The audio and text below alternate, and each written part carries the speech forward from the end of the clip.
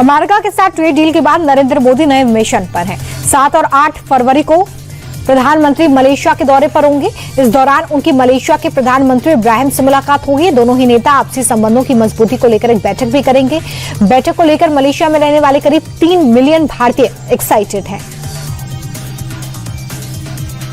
चीनी घुसपैठ को लेकर राहुल गांधी सरकार पर हमलावर हैं। राहुल पूर्व सेना प्रमुख मनोज मुकुंद नरवणे की किताब लेकर संसद पहुंचे। राहुल गांधी ने कहा कि सरकार चीनी घुसपैठ पर सच छुपा रही है। पूर्व आर्मी चीफ की किताब का हवाला देते हुए राहुल गांधी ने कहा कि जब चीनी टैंक कैलाश रिज तक पहुंच गए थे तब तत्कालीन सेना प्रमुख को अकेला छोड़ दिया गया था।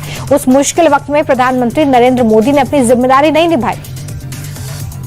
राहुल गांधी पूर्व आर्मी चीफ की किताब को लेकर मोदी सरकार को घेरने में लगे। इस बीच बीजेपी सांसद निशिकांत दुबे कांग्रेस पर लिखी किताबों को लेकर लोकसभा पहुंचे और गांधी परिवार पर हमला बोला। निशिकांत दुबे ने कहा कि राहुल गांधी बिना छपी किताब पर गुमराह कर रहे हैं। ऐसे में नेहरू और गांधी परिवार का सच भी लोगों के सामने आना चाहिए। निशिकांत दुबे के बयान के दौरान भारी बवाल हुआ। एक बार फिर पेपर फाड़कर उछाले गए। संसद परिसर में राहुल गांधी और रवनीत बिट्टू के बीच में तीखी नोकझोंक हो गई। दरअसल राहुल निलंबित कांग्रेसी सांसदों के साथ खड़े हुए थे, तभी उधर से केंद्रीय मंत्री रवनीत सिंह बिट्टू आ रहे थे। बिट्टू को देखते ही राहुल गांधी ने कहा कि वो देखिए गद्दार आ रहा है। इसके बाद राहुल ने माय टेटर फ्रेंड कहते हुए बिट्टू की ओर हाथ बढ़ाया। रवनीत बिट्टू ने राहुल से हाथ तो नहीं मिलाया। गद्दार के जवाब में कहा कि मैं कम से कम देश के दुश्मनों के साथ तो नहीं बैठता। राहुल गांधी और रवनीत बिट्टू की लड़ाई को बीजेपी ने मुद्दा बना दिया है। राहुल ने रवनीत बिट्टू को गद्दार कहा तो बीजेपी ने उसे सिखों के अपमान से जोड़ दिया। प्रदेश अध्यक्ष वीरेंद्र सचदेवा की अगुवाई में दिल्ली बीजेपी ने राहुल के विरोध में कांग्रेस दफ्तर के बाहर प्रदर्शन किया। बीजेपी का कहना है कि राहुल ने सिर्फ रवनीत बिट्टू का नहीं पूरे सिख कौम का अपमान किया है। इस अपमान के लिए राहुल को तुरंत माफी मांगनी चाहिए। भारत अमेरिका ट्रेड डील पर विपक्ष के हल्ला बोल के बीच सरकार ने लोकसभा में जवाब दिया। वाणिज्य मंत्री पीयूष गोयल ने कहा कि दोनों देशों के हितों को ध्यान में रखकर यह ऐतिहासिक डील हुई है। ये डील विकसित भारत की महत्वपूर्ण कदम है। इससे मेक इन इंडिया और आगे बढ़ेगा। पीयूष गोयल ने विपक्ष के आरोपों को खारिज करते हुए कहा कि इस डील से किसानों को कोई नुकसान नहीं होगा। कृषि और डेयरी क्षेत्र में हमारे हित पूरी तरह से सुरक्षित है। बजट सत्र के छठे दिन भी सदन में हंगामा जारी रहा। हंगामे के कारण स्पीकर ओम बिरला को सदन की कार्रवाई बार बार स्थगित करनी पड़ी। ट्रेड डील के विरोध में विपक्ष ने नारेबाजी की। 8 सांसदों के निलंबन के विरोध में नारे लगे।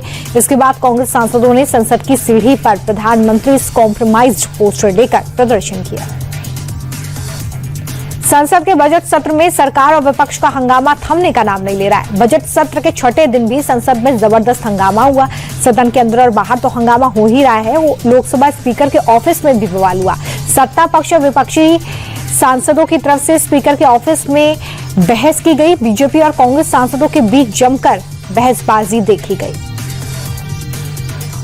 राज्यसभा में राष्ट्रपति के अभिभाषण पर चर्चा के दौरान कांग्रेस अध्यक्ष खड़गे ने सरकार पर जबरदस्त हमला बोला। खड़गे ने कहा कि सरकार ने हर मोर्चे पर देश की हालत खराब कर दी है। संसदीय लोकतंत्र पर हमला हो रहा है। सामाजिक न्याय कमजोर हो रहा है। खड़गे कह रहे हैं कि बीजेपी के लिए महिलाएं सिर्फ वोट बैंक रह गई हैं। महिलाओं की चिंता होती तो आज तक किसी महिला को पार्टी का अध्यक्ष क्यों नहीं बनाया। महिला आरक्षण में देरी पर खड़गे ने सवाल उठाए। पश्चिम बंगाल में एसआईआर के खिलाफ याचिका पर सुप्रीम कोर्ट में सुनवाई हुई है। ममता बनर्जी खुद वकील की भूमिका में दिखी। सीनियर वकीलों की मौजूदगी में उन्होंने अपना पक्ष रखा। ममता ने कहा कि पश्चिम बंगाल के साथ अन्याय हो रहा है। असम और बाकी पूर्वोत्तर के राज्यों में एसआईआर क्यों नहीं करवाया जा रहा है। एसआईआर का मकसद वोट जोड़ना नहीं बल्कि नाम हटाना है।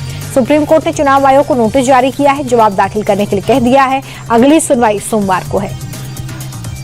सुप्रीम कोर्ट में एसआईआर पर सुनवाई के दौरान ममता बनर्जी चुनाव आयोग पर पूरी तरह से हमलावर दिखी।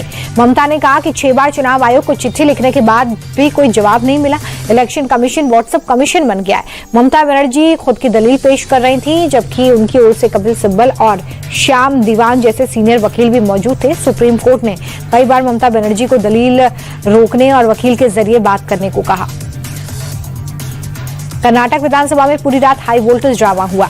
बीजेपी और उसके सहयोगी जेडीएस के विधायक रात भर विधानसभा में प्रदर्शन करते रहे। विधायकों ने सुबह का नाश्ता भी विधानसभा में किया।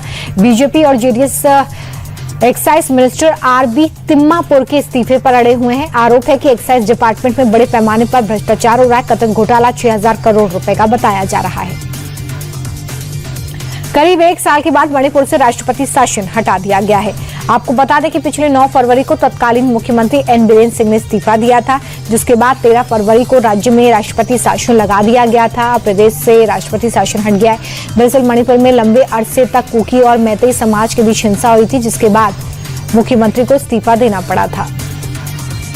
जम्मू कश्मीर में पाकिस्तानी आतंक की बड़ी साजिश नाकाम हुई है। उधमपुर के बसंतगढ़ इलाके में 2 आतंकवादी मारे गए हैं। सुरक्षा बलों ने खुफिया अलर्ट के बाद इस ऑपरेशन को अंजाम दिया है। इस कार्रवाई में स्थानीय पुलिस का भी साथ मिला है। जंगलों में छिपे और कई आतंकियों को लेकर छापेमारी चल रही है। सुरक्षा बलों ने पूरे इलाके को घेर लिया है।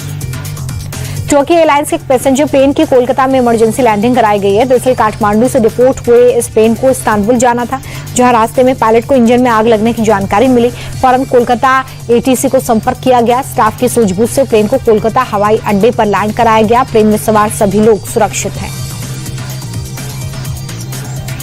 रिसर्च डे पर एम्स ने बड़ी उपलब्धि हासिल की है। दिल्ली में बैठे बैठे एम्स के डॉक्टर ने लगभग 14,000 किलोमीटर दूर अंटार्कटिका में मरीज का रियल टाइम अल्ट्रासाउंड किया। ये दुनिया की सबसे लंबी दूरी पर किया गया पहला टेली रोबोटिक अल्ट्रासाउंड है। इसे भारत में विकसित किया गया है और इस टेक्निक के तहत अंटार्कटिका में स्थापित एक रोबोटिक भुजा को अल्ट्रासोनिक साउंड के जरिए प्रॉब लगाया गया, जिससे एम्स दिल्ली से डॉक्टर ने एम्स से ही नियंत्रित किया। ओडिशा के गजपति में बदमाशों ने बीजेपी नेता के घर पर घुसकर तोड़फोड़ और लोगों के साथ मारपीट की। ये घटना कैमरे में कैद हुई है। बताया जा रहा है कि इस हमले से पहले गांव के कुछ युवकों के बीच में विवाद हुआ था। विवाद के बाद हालात बिगड़े, मामला हिंसक हो गया। घटना के समय बीजेपी नेता शिवराम घर पर मौजूद नहीं थे। पुलिस ने इस मामले में अब तक 16 युवकों को हिरासत में ले लिया है। छत्तीसगढ़ में लाल आतंक के खात्मे को लेकर सुरक्षा बल मुस्तैद है। नक्सलियों के गढ़ में सीआरपीएफ लगातार तलाशी अभियान चला रही है। सुकमा में सीआरपीएफ ने आईईडी बरामद किया है। इसे नक्सलियों ने प्लान किया था। जवानों की मुस्तैदी से इसे सुरक्षा के साथ डिफ्यूज किया गया। महाराष्ट्र के पुणे से एक बेहद ही डरा देने वाला वीडियो सामने आया। वीडियो में एक शख्स धारदार हथियार के साथ दूसरे शख्स का पीछा करता है और फिर दनादन वार करना शुरू कर देता है। आरोपी के हमले से युवक लहूलुहान हो गया है। इसके सिर में 30 से ज्यादा टांके लगे हैं। आसपास खड़ी भीड़ तमाशाबीन बनी देखती रही। फिलहाल युवक आईसीयू में है।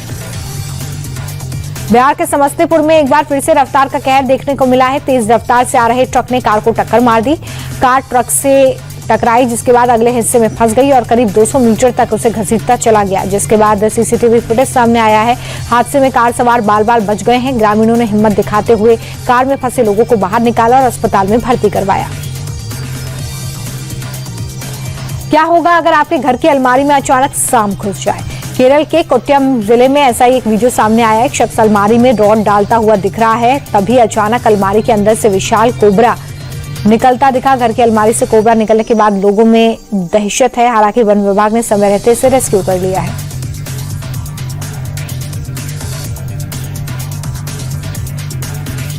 कश्मीर में हुई ताजा बर्फबारी ने एक बार फिर से जिंदगी की रफ्तार पर ब्रेक लगा दिया है। तस्वीरें गुलमर्ग के दांग की हैं, जहां पर 3 से 4 फीट तक बर्फ जमी हुई है। हर तरफ बर्फ ही बर्फ आपको नजर आएगी। पहाड़, पेड़, घरों की छतों पर बर्फ जम चुकी है। जनजीवन ठप है। बर्फबारी के चलते सड़कों पर फिसलन बढ़ गई है। अगले 24 घंटे में कश्मीर में बर्फबारी और बारिश का अलर्ट जारी किया गया है।